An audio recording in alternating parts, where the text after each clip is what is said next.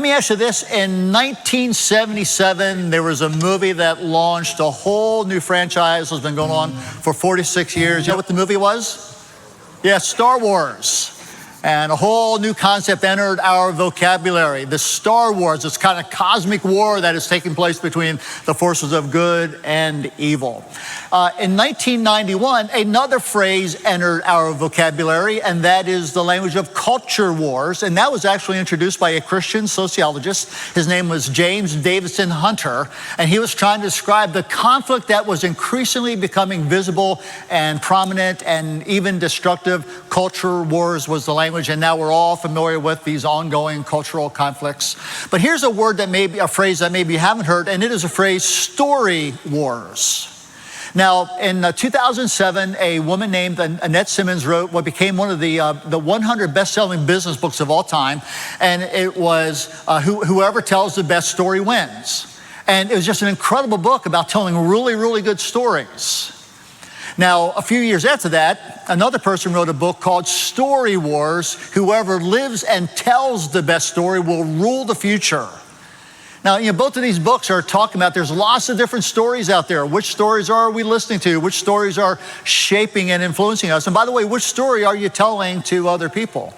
Now then, a Christian theologian and historian and author, Robert Weber, he came along and he wrote another book. He asked the question, who gets to narrate the world contending for the Christian story in an age of rivals? And what Weber and many others have realized is the Christian story is now just one story among many other stories. There's lots of rival stories out there that are competing for our attention and our allegiance. And that's what this summer series in Genesis, we're calling it the origin story, is all about. Now, we're going to spend all summer looking at Genesis and understanding creation, fall, redemption, and all these themes that are launched in those first 3 chapters that then weave their way through the entire biblical story. And I tell you what, you cannot read the book of Psalms without having a sense of, oh my, this language of Genesis 1 and 2 and 3 just fill the psalm after psalm after psalm. It's like they're just drawing directly from those chapters to have their songs of praise and worship to God. But today's the one day that we're actually not going to look at Genesis 1, 2, and 3. We'll start that next week. We'll start next week with the first words, in the beginning, God. But today what I want to do is I want to help you understand what Genesis 1, 2, and 3 is all about. And then I want to help you understand why it is so important, why it matters. And then number 3, how we're going to wind up actually engaging and using Genesis chapter 1, 2, and 3. And to do that, I just simply want to go to the Apostle Paul, who had to do that very thing as he was going about his work as an apostle. An apostle means he was a spiritual entrepreneur starting brand new things where they did not exist in the Roman Empire. It's called the church. He was an apologist. That means he was somebody who had to learn how to persuasively communicate the core of the Christian faith to people who had no idea what Christianity was. He was an evangelist because he not only wanted people to hear that story, he wanted people to make a personal commitment to the center of that story, the person called Jesus. And he was a theologian. He just thought very, very careful about the entire Old Testament and always in light of this one called Jesus Christ who fulfilled everything.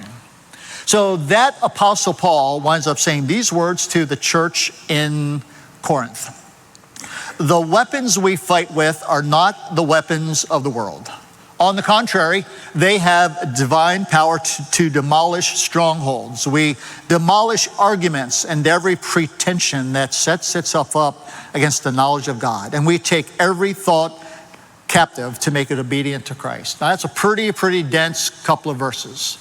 Let me read those exact same verses from another translation, the Message. And really the Message is a bit more of a paraphrase because Eugene Peterson wanted to add some more phrases to help us understand what the actual Greek text was saying. So here's how Eugene Peterson translates this. The tools of our trade are for demolishing that entire massively corrupt culture.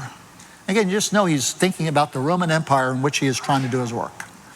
We use our powerful God tools for smashing warped philosophies. They were everywhere, tearing down barriers erected against the truth of God and fitting every loose thought and emotion and impulse into the structure of a life that is shaped by Christ. Just love that language. A life being built and patterned by Christ. Our tools are ready at hand for clearing the ground of every obstruction and building lives of obedience into maturity.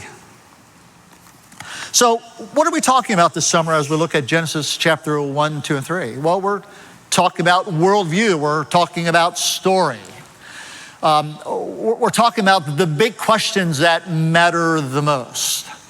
A worldview is a way of fitting together the questions and answers into some kind of coherent framework that helps us make sense out of the world in which we are living. And there are big questions that are really important. And there are so many of these big questions, like where did we come from? And where are we going?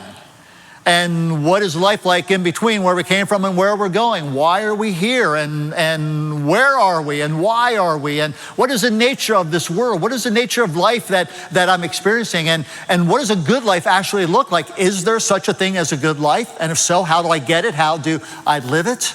And what about me in particular? I mean, do I matter to this world? Do I matter to anybody? If so, like, why do I matter? How can I matter more? I mean, those are worldview questions. They're really big questions that need very, very substantial answers. And I just scratched the surface of these questions.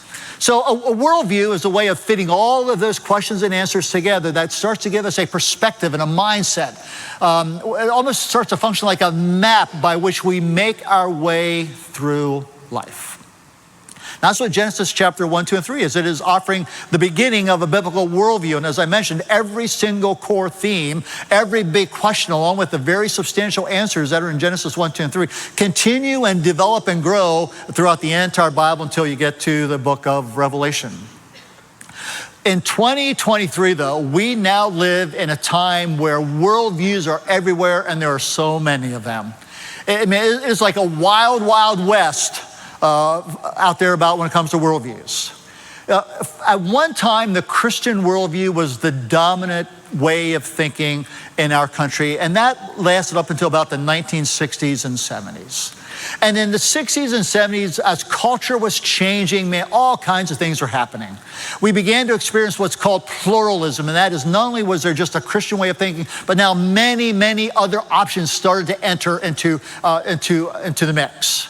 And not only was there pluralism, that is many options, but the relativism started to emerge. And that is like, well, all the options are equal. None is better, none is worse than the other. You know, they're equal. And then individualism of a very radical sort began to emerge. And that is, so you get to pick and choose the worldview that you want.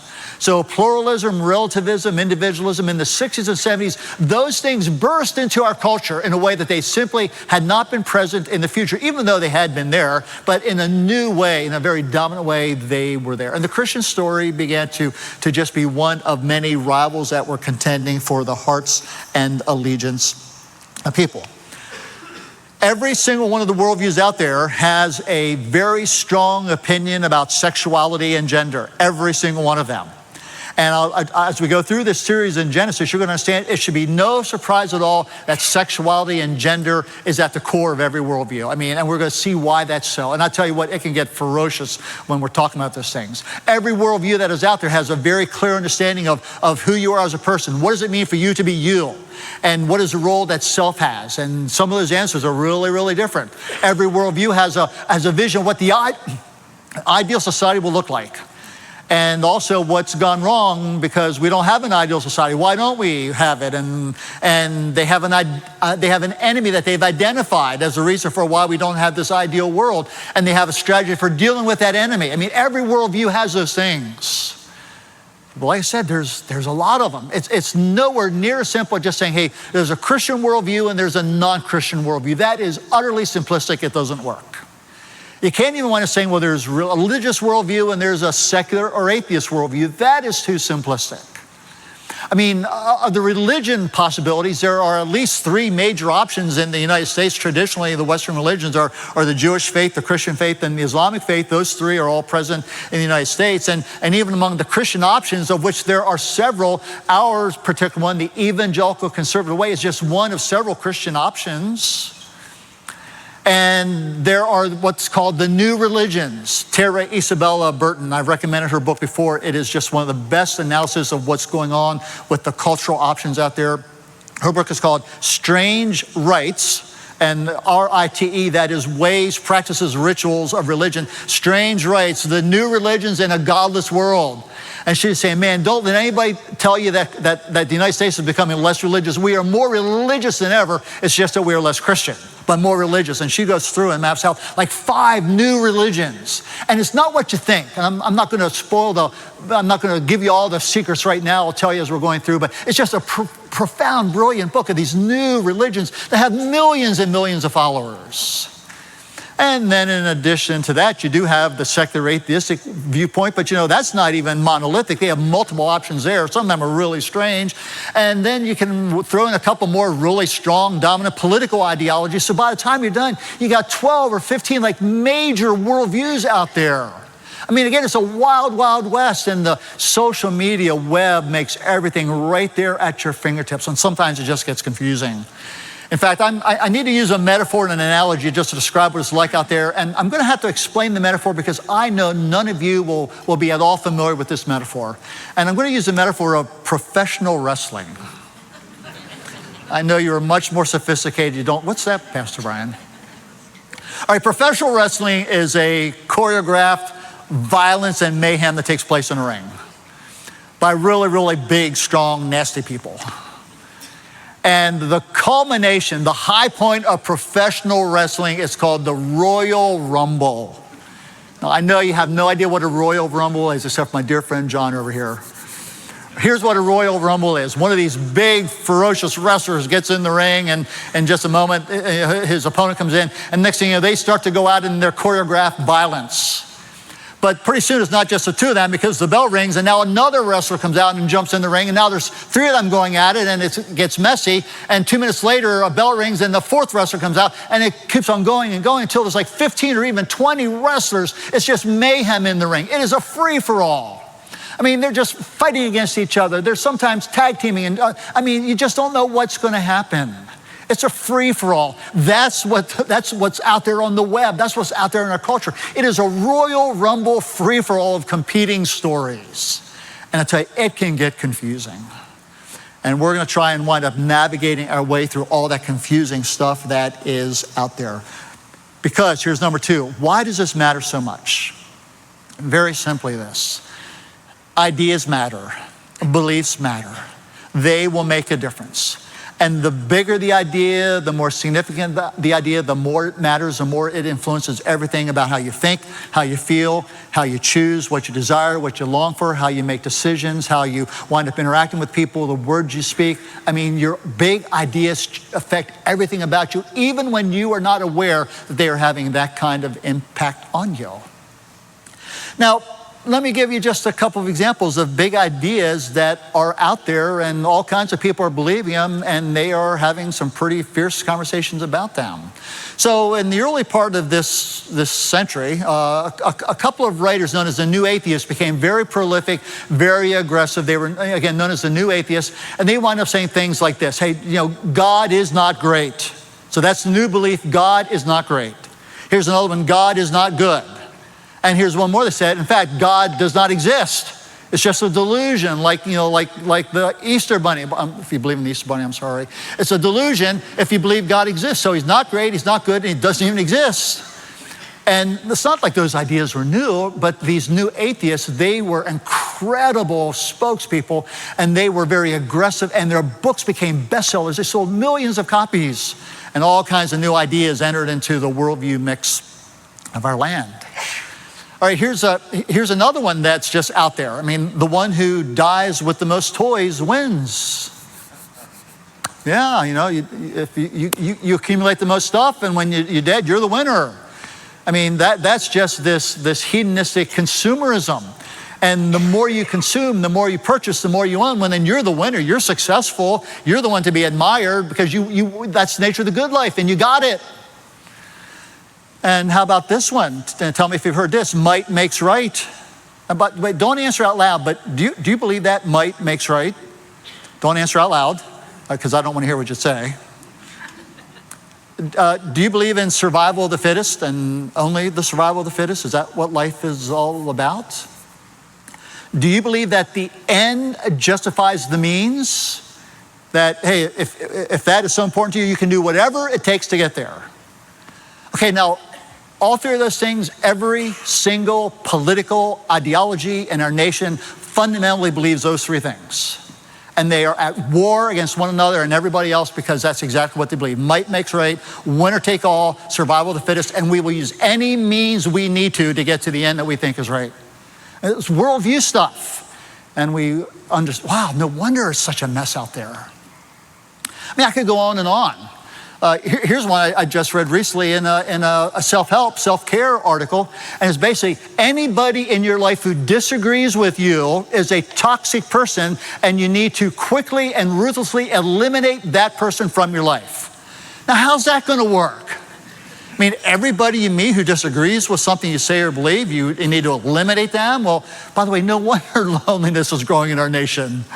We're eliminating everybody. Okay, those are big ideas, and they make a difference.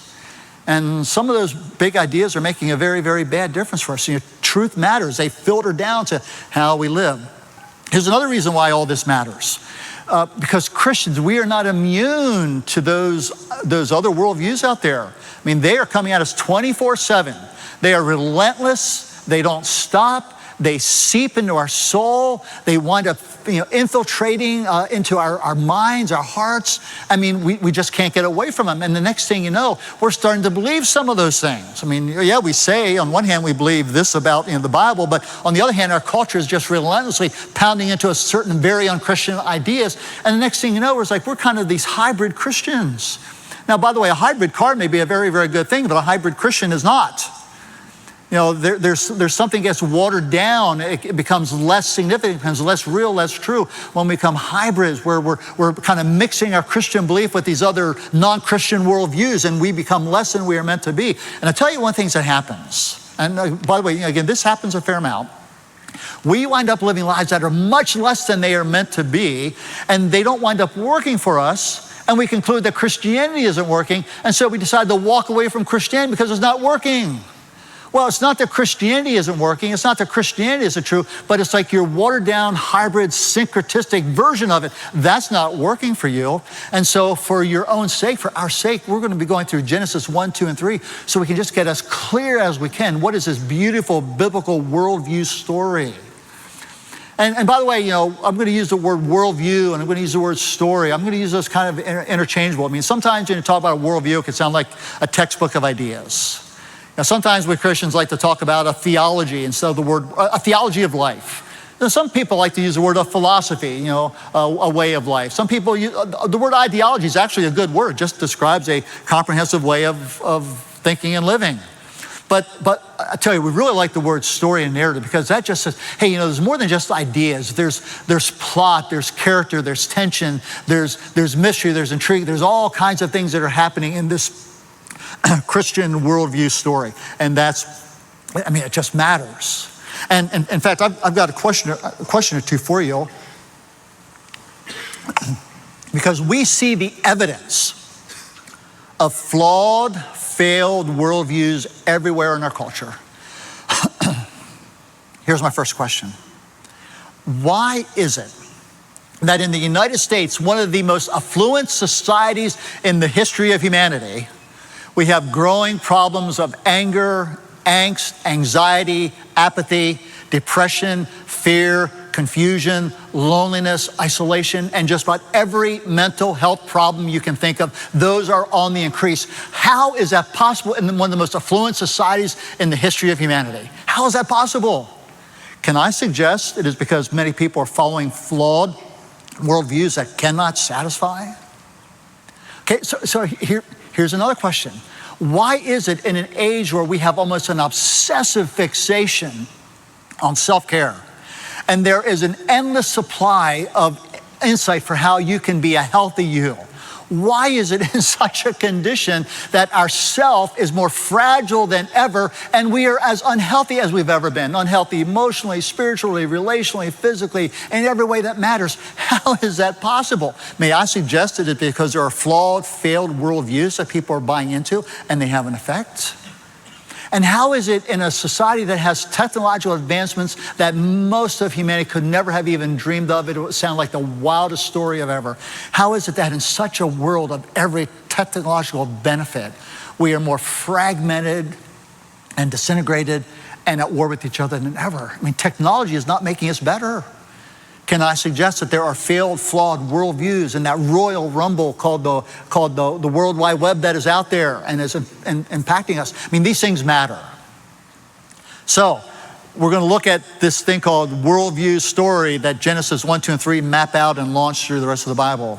And we understand why it matters. So how are we going to go about doing this? Well, the Apostle Paul tells us in those passages that we read. And there's three things we're going to do. Number one, Paul talks about the tools of our trade. You know, the weapons we fight with are not the weapons of the world. Now, I don't know how much you spend paying attention to social media, what's out, but do you know the weapons that the world is using? Here's the weapons of the world: ridicule, insult, derogatory language, demeaning others, crucifying others, being as vulgar as it can with others, shaming others, scorning others, censoring others, doing whatever they can to almost like eliminate you, making you feel so embarrassed that you almost want to get, you know, you should be embarrassed for your presence on the web. We're going to do everything we can to eliminate your very presence, get you fired if we need to. There's a thing called culture, an outrage culture. That's a weapon of the world, just outrage over the smallest stuff. There's cancel culture. I so despise what you believe that we're going to do everything we can to just simply cancel your existence. They're weapons of the world. And there's a thing called, well, let me just give the polite version, manure posting. Okay, you can actually go out there and read articles about how to do it. And you know, all it is we're going to do everything we can to pile up on this individual and what that individual just said. And they literally, the algorithms are like magnets that people start to just pile up and load manure on top of whatever that person said, just to just eliminate them. And it's like, it's horrible. Those are weapons of the world. And unfortunately, Christians are using the weapons of the world. Well, why are they using the weapons of the world? Well, because apparently might makes right and survival of the fittest and the end justifies the means. We're going to use the weapons of the world to accomplish the purposes of the kingdom of God. How's that working for us, church? That's not. Now, many of you know of a man named Tim Keller. He just passed away about 2 weeks ago. He was one of those luminous lights of our generation. He was in some ways a little bit like the Apostle Paul. He was an entrepreneur. He was an apologist. He was an evangelist. He was a pastor. He was a teacher. He loved to have conversations with all the worldviews that were out there. And I'll tell you, did he ever take time to understand them? His weapons were, here were the weapons that Paul talked about. These are the weapons of Tim Keller: beauty, truth, meaning, purpose, love, respect, reverence, dignity, grace, generosity, kindness. The list goes on and on. Those are the weapons of the kingdom of God. And those were the weapons that Tim Keller used in every single conversation that he had. And I tell you what, he had thousands of conversations with non-Christians who came from very, very different worldviews. And a couple of years ago, something odd began to happen. Tim Keller started getting severely criticized by the non-Christian world. No, by Christians. Why were Christians criticizing Tim Keller? Tim, they said, you're living in a world that no longer exists. We're living in the time of royal rumble. It's a winner take all. It's brutal out there. Our opponents are out to destroy us. We got to destroy them first. Do whatever it takes. Be as aggressive as you need to. Just pull no punches. Get out there. And Tim wouldn't do it. He just continued to do what 1 Peter chapter 3, verse 15 says. Let me see if I can find that for you.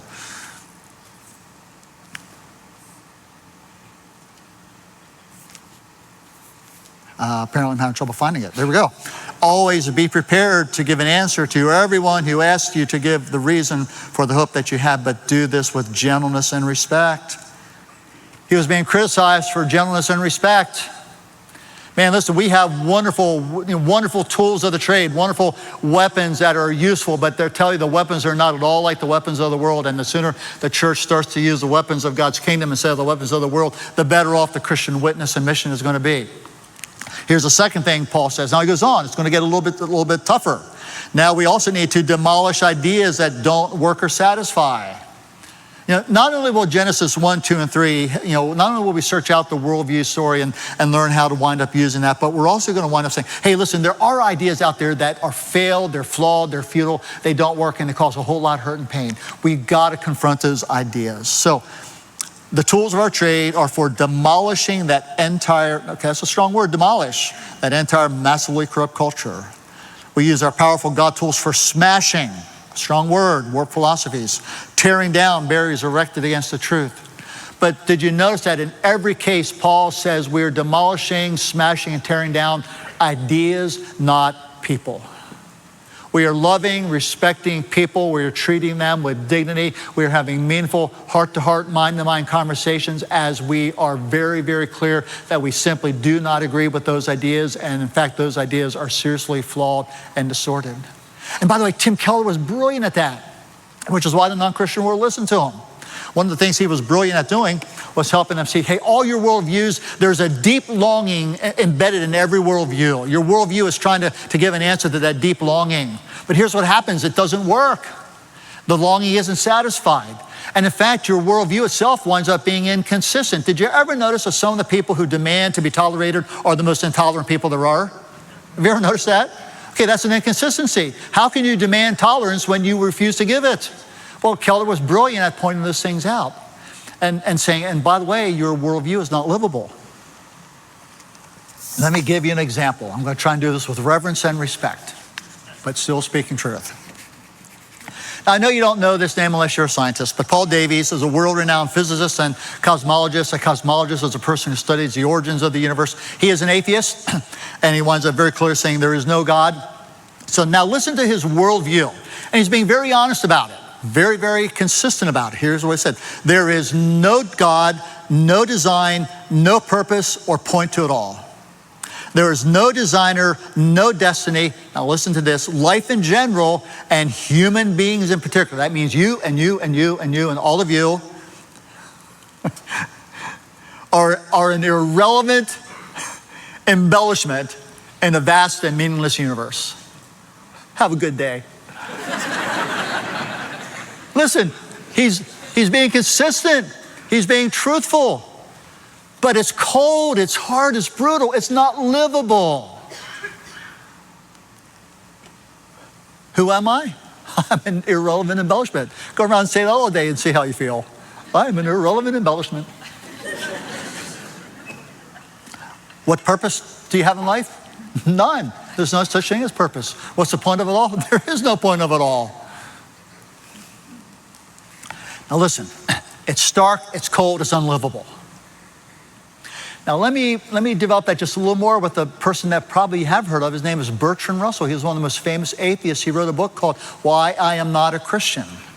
And here's one of the things that he became very, very, very famous for. In fact, I have part of it up here, and just because it's a little bit dense, but I want you to follow along. So Bertrand Russell, Why I'm Not a Christian, our origin, growth, hopes and fears, loves and beliefs, they're all just the outcome of accidental collections of atoms. That's all your love and fear and hopes and dreams are. It's just an accidental collection of atoms. No fire, no heroism, no intensity of thought and feeling can preserve an individual beyond the grave. No matter how passionately you burn, it's not going to last. And when it burns out, you're done and that's it. And not only you, but then he goes on and says, all the labors of the ages, all the devotion, the inspiration, the noonday brightness of human genius, the literature, the art, the music, the monuments, the culture, it's all just doomed to extinction. and then he goes on and says, in view of this, we must live a life of unyielding despair. What is that? What is unyielding despair? I understand despair. Bertrand, if what you just said is true, I'm full of despair. You want me to be unyielding and just kind of live the rest of my life with unyielding despair, that life has no meaning and is all extinct and nothing I do matters one bit? Yes, Brian, live with unyielding despair. But he doesn't tell me how I can do that. You know, to be honest, he doesn't even tell me why I should do that. Why should I live a life of unyielding despair? Why not choose to eat, drink, and be merry, for tomorrow I'm going to be extinct? Listen, why not go out and have as much sex as I can with as many people as I can with as many ways as I can if I'm all doomed to extinction? Why not? Why not try every new drug on the market and hope they invent some more that are even better? Why not escape into the world of virtual reality? Oh, wait, we are doing that already, aren't we? Why not do those things? They're a lot easier, a lot more fun than living with unyielding despair. Now, here's where his own worldview is so unsatisfying and unlivable. His daughter, Catherine, became a Christian. She wrote a book, a biography about her father. And in that she describes, she tried to help her father find faith in God. But he wouldn't. He couldn't. And do you know why? He says this, it was not because of his intellectual arguments. Bertrand Russell himself admitted many of his arguments were flimsy and weak. Why he refused to become a Christian is because he had met too many Christians. And he described the Christians and why he was turned off to Christianity, because they were bleak, legalistic, moralistic Christians who sucked the joy out of life and who persecuted everybody that was against them. By the way, what are we doing today? We're bleak, we're moralistic, we're legalistic, we're sucking the joy out of life, and online we're attacking every single person we can as ferociously as we can. No wonder people aren't interested in Christianity. But she goes on. Listen to this quote by Bertrand. Now, we don't have this one up here for you, but if you can remember the other ones. So listen, nothing can penetrate the loneliness of the human heart except the highest intensity of the sort of love that religious teachers have always taught us. He's admitting the loneliness in his heart that longs for this deep love. The only place it can be found is in the religious teachers.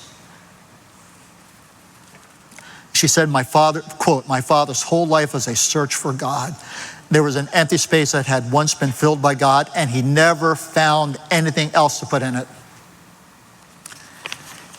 I mean, listen, sometimes we don't have to demolish bad worldview ideas. You know, the writers demolish them themselves. And we just sit around and say, thank you for being so honest. Stephen Crane, 1900, kind of summed it all up. In a very, very little short poem, you can find it online. A man said to the universe, "Sir, I exist." And the universe replied, "That fact, however, has not created in me any sense of obligation."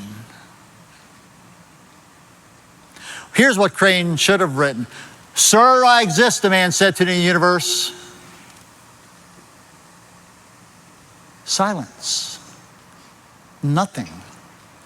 Because a materialistic collection of accidental atoms cannot speak back to us. John chapter 3, verse 16. God so loved the world, the creator God who made it so good. He so loved the world that had become broken and damaged and fallen. He so loved that world that he gave his one and only son, Jesus, that whoever would believe in him will never perish but have eternal life, not extinction, eternal life. Those are two worldviews that are about as far apart as you can possibly get. Any one of you says to God, "God, I exist." And the answer comes back, "I know, I created you fearfully and wonderfully, and you are loved more than you will ever imagine."